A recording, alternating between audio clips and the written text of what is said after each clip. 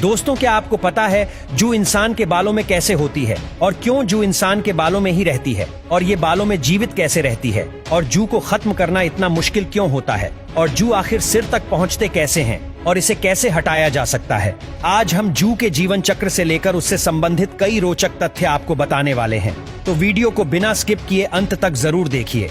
दोस्तों, जू जिसका नाम सुनते ही हमारे सिर में खुजली होनी शुरू हो जाती है। बचपन में आप में से कहीं लोगों को जू की समस्या का सामना करना पड़ा होगा। जू को बहुत से लोग लिक भी कहते हैं, लेकिन असल में दोनों बहुत ही अलग अलग होते हैं। जू के अंडों और उनके बच्चों को लिक कहा जाता है। यदि किसी इंसान के बालों में जू हो जाए तो खुजली करते करते उसका बुरा हाल हो जाता है।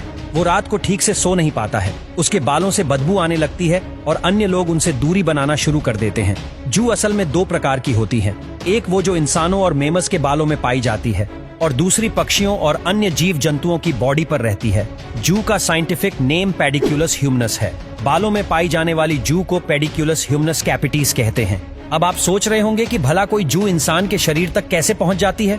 तो दोस्तों, कई तरीकों से जू बालों तक पहुंच सकती है। जू वाले लोगों की चीजें जैसे कि टोलियां, कंघी या कपड़े इस्तेमाल करने से भी जू आपको अपना शिकार बना सकती है। इसके अलावा बालों में गंदगी रहने और साफ सफाई पर ध्यान न देने के कारण भी जू की समस्या का सामना करना पड़ जाता है। दोस्तों, जू का जीवन चक्र एक अंडे से शुरू होता है। एक मादा जू दिन में 5 से 10 अंडे देने में सक्षम होती है। ऐसे में आप अंदाजा लगा सकते हैं कि ये कितनी तेजी से विकास करती है। जू का अंडा पीला या सफेद रंग का होता है और ये इतना छोटा होता है कि इसे आंखों से देखना काफी मुश्किल होता है। जू के अंडों को नीटस कहा जाता है। करीब 1 हफ्ते के बाद जू के बच्चे अंडों से बाहर निकलना शुरू कर देते हैं। जू के बच्चों को नीफस भी कहा जाता है। पैदा होते ही जू के बच्चे खून चूसना शुरू कर देते हैं। करीब 1 हफ्ते में बच्चे अपनी युवा अवस्था में पहुंच जाते हैं। ये लंबाई में 0.8 mm से लेकर 2 mm के बीच होते हैं और इसका डायामीटर 0.3 mm का होता है। इनकी शेप थोड़ी ओवल होती है। जू का जीवन चक्र करीब 30 दिनों का होता है। एक महिला के शरीर में जू 25 से 30 दिनों तक जीवित रह सकती है, तो वहीं पुरुषों में इनकी लाइफ स्पैन कम देखने को मिलती है। पुरुषों के सिर में जू आमतौर पर 20 दिनों तक जिंदा रह सकती है। जू जब इंसान का खून चूसती है तो वो अपना स्लाइवा खोपड़ी में इंजेक्ट करती रहती है और यही वजह है कि इंसान के शरीर में खून के थक्के यानी कि प्रोटीन नहीं होती। जू के पंजे काफी ज्यादा मजबूत होते हैं। इनके 6 पैर होते हैं और इनकी पकड़ भी काफी ज्यादा मजबूत होती है। जू को बालों से निकलना इसलिए इतना मुश्किल होता है क्योंकि ये स्किन को पूरी तरह से जकड़े रहती है।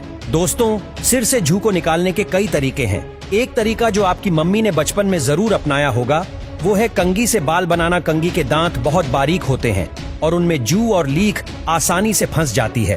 इससे जू निकालने का एक पारंपरिक तरीका भी कहा जा सकता है। कई दिनों तक रोजाना कुछ देर कंघी करने से जू की समस्या से काफी हद तक निजात मिल जाती है। सिर से जू को पूरी तरह से निकालने के लिए साफ सफाई का खास ध्यान रखें। समय समय पर अपने बालों धोते रहें। बाल धोने के लिए आजकल बाजार में कई प्रकार के शैम्पू और केमिकल्स आ गए हैं, जिनकी मदद से काफी जल्दी सिर के जू खत्म की जा सकती है। जू की समस्या से बचने के लिए ऐसे लोगों से दूरी बनाए रखें जिनके सिर में पहले से ही जू मौजूद है। खास तौर पर अपने बच्चों को इसके बारे में जरूर बताएं कि स्कूल में जू वाले बच्चों से के साथ ना बैठे या उनसे थोड़ी दूरी बनाकर रखें। हालांकि ये भी उन्हें जरूर बताएं कि किसी भी बच्चे के साथ अलग बर्ताव ना करें। ऐसा बर्ताव करें कि उसे ऑकवर्ड भी ना लगे और आप भी जू से भी बच जाए। सिर से जू को खत्म करने के लिए आप डॉक्टर की सलाह भी ले सकते हैं। कई बार जू के कारण बालों के अंदर सड़न होने लगती है, वो बास मारने लगते हैं, सिर में पिंपल्स और दाने भी निकल आते हैं। यदि ऐसी कोई समस्या हो तो तुरंत ही डॉक्टर की परामर्श ले। जू निकालने के लिए आप नीम के पेस्ट का भी इस्तेमाल कर सकते हैं। कुछ नीम की पत्तियां ले और उन्हें पीस कर पेस्ट बना ले। अब वो पेस्ट कुछ देर के लिए अपने सिर में लगाकर रखे और थोड़ी देर बाद शैम्पू की मदद से बाल अच्छी तरह से वॉश कर ले। कुछ दिन तक ऐसा करने से जू से निजात मिल जाएगी। इसके अलावा सिर में आप टी ट्री ऑनियल का भी इस्तेमाल कर सकते हैं। इसे भी जू की समस्या में काफी राहत मिल सकती है। तो दोस्तों, ये थी जू के बारे में पूरी जानकारी।